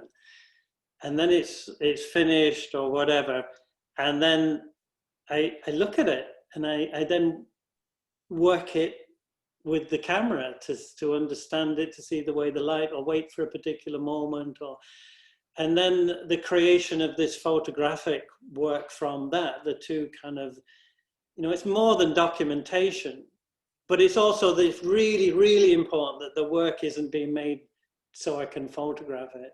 It's not a kind of staged still life to be photographed, but there's a wonderful kind of dialogue between the two, and I think Brancusi said, why talk about sculptures when you can photograph them? And it is, for sculptors, a way of looking and talking about your work and understanding what you're doing. And like I said, I feel like I've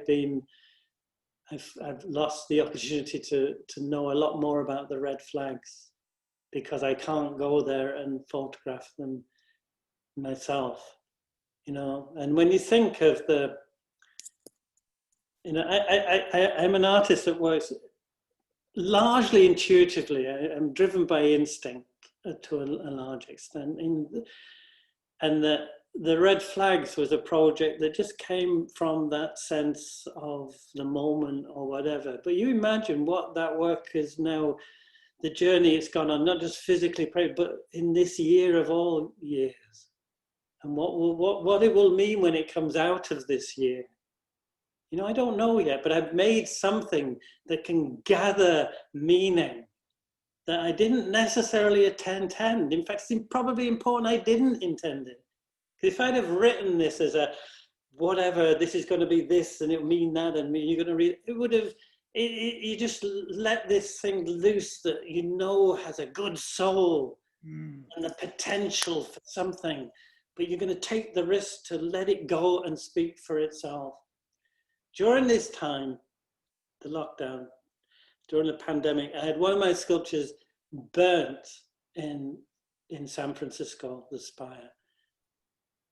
And I got a message to say it'd been an arson attack. And I thought, okay, it's been burnt, whatever, Then they sent me the pictures of it, and it was a complete tower of flames. It was, it's like this, seems like there's always something else going to happen, doesn't it? Than this moment. You think you're just trying to handle things, and then something else comes in.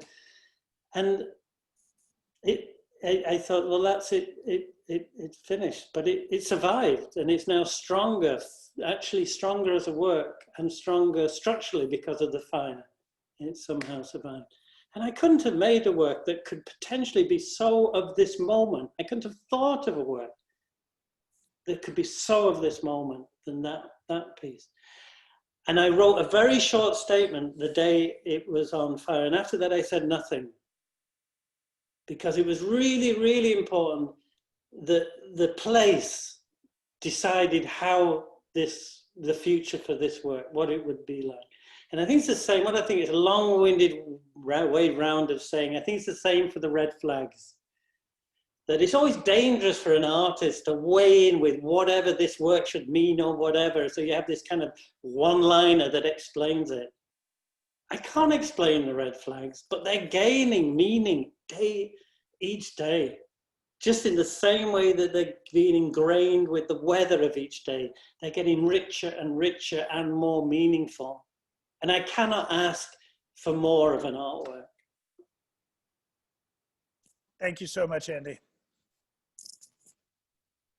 Thanks, Charlie, for that question. Andy, thank you for that incredible answer. I was actually going to ask you about the spire, but you answered my question, which was great.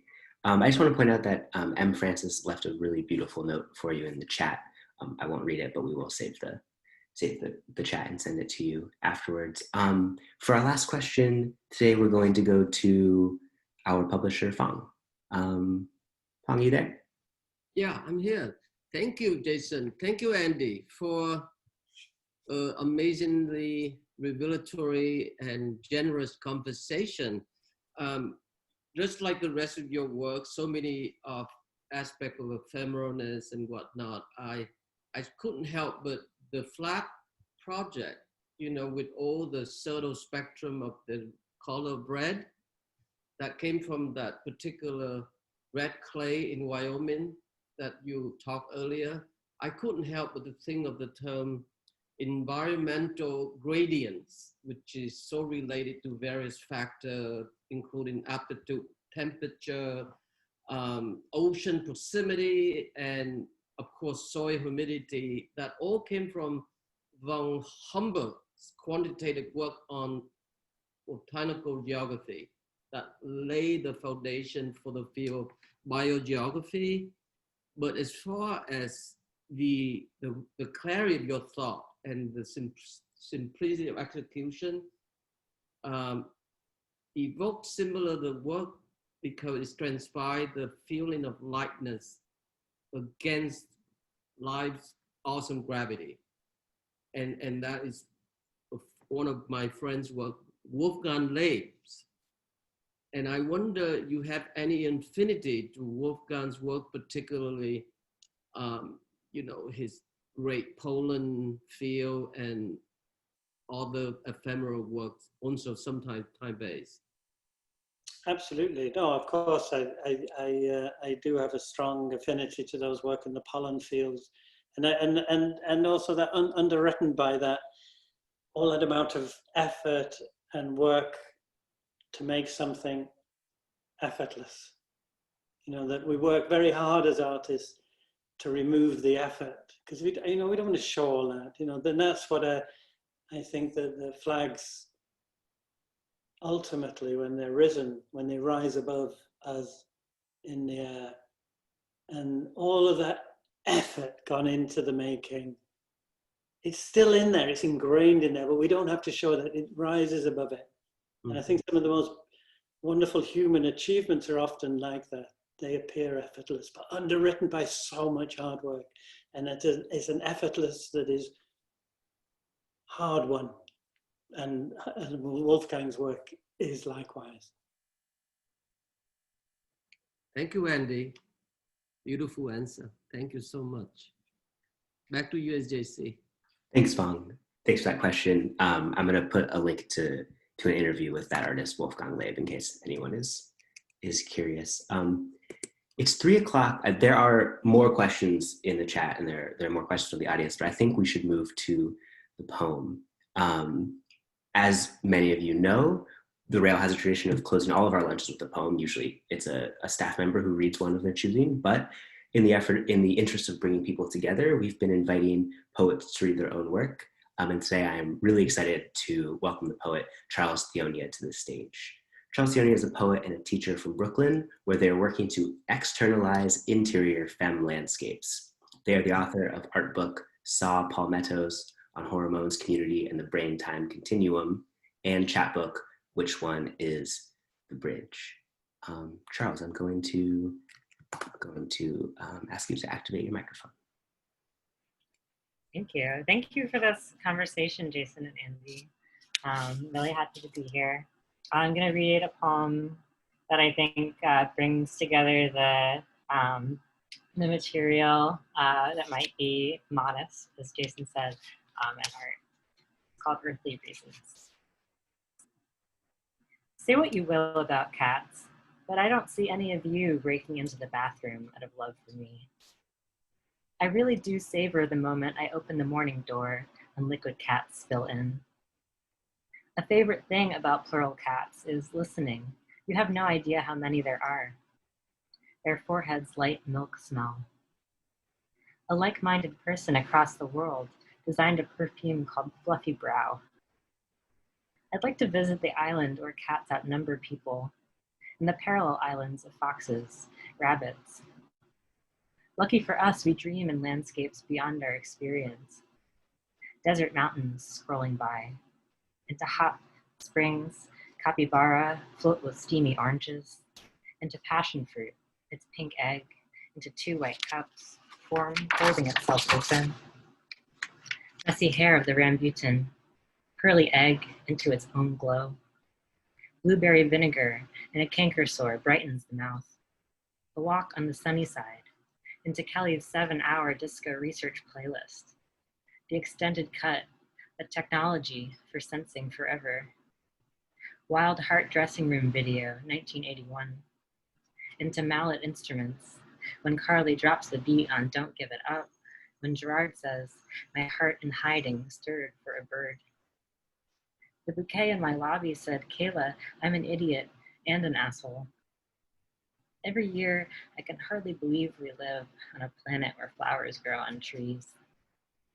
Our gay beach nutcracker sociality, communal limerita into pink plastic chalice, the piss fence, rainbows, literal dolphins, all of us, human chain into riptide, vomiting salt water back on shore to straddle each other on hot sand, cheering when the clouds part back. Into octopuses underwater, turning colors in their sleep. Their arm brains, visible thoughts, light they see with their skin. Hannah says we shouldn't stop eating octopuses because of how smart they are, but how hard they try to escape. Into pleasure of knowing how something works, revulsion at how we found out. Into our expanses of bleached, silent reefs. I haven't even made it into human pain. I spend my time writing poems, and Wendy says we need those less than a brick through a window, as she keeps writing them too. If the poem is into all those who swipe it forward, sit for court support, manage a bail fund, spark a rent strike, bring meals, share meds, walk friends home, there's a lot to go looking for. Via Agnes's room at Dia, I had no reason to worry it wouldn't be there each time I returned. My cell phone photos of the 17th century still life, lizard reaching a forked tongue up to a tulip, via Picard, arguing before a Starfleet tribunal that Data should be referred to not as it, but he.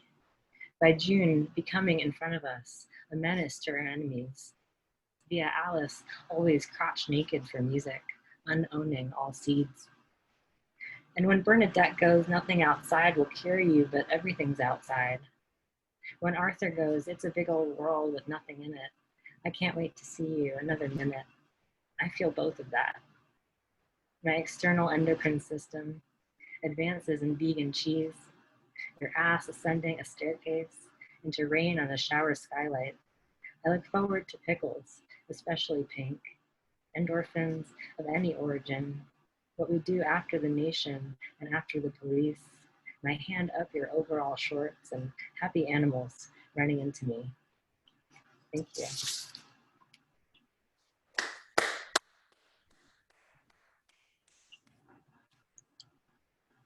Charles, thank you so much for that reading. That was beautiful. I really feel the cat's line at the beginning of that opening. Thank you, Andy and Jason, of course, and thank you all who came out today. As many of you know, we do this 5 days a week. You can join us tomorrow at 1 p.m. for a conversation on art and mental health with Raphael Koenig, Thomas Roski, hosted by Shohakat Kazarian. And I'm going to put the link where you can register for that talk in the chat. Everybody now has the ability to activate their microphones to say goodbye on your way out. Again, thank you so much and have a beautiful afternoon. Thank you. Thank you, Andy. Thank you so much. And thanks, Charles. Thank you. Thank you so much. Wonderful. Thank you, everyone. Great job. Thank you very much. Thank you. Thank you. Happy Labor Day. Great. Labor Day. Bye. Thank you. Happy Labor Day. Thanks. Thank you, Charles, for your poems. Charles, We're all love that cat poem. lovers. Thank you so much for that, Charles. Yep. We all have cats, some feral. Thank you. Thank you. Some of us have dogs that remind others of cats. Thank you, Andy, for giving us so much of your time. We really appreciate it. Bye, Christo. Thank And you. your energy and your Thanks. Goodbye. brilliant. Happy. Bye. See y'all. Thanks to my parents for showing up as ever, Thanks for and showing my up. Uncle Barry and everybody else. Yeah. Hi, Georgina. Be well. Happy Labor Day. Happy Labor Day. Happy Labor Day. Workers of the Earth unite. Good job, Jason. Thank you. Ooh, thank you. Bye, everybody.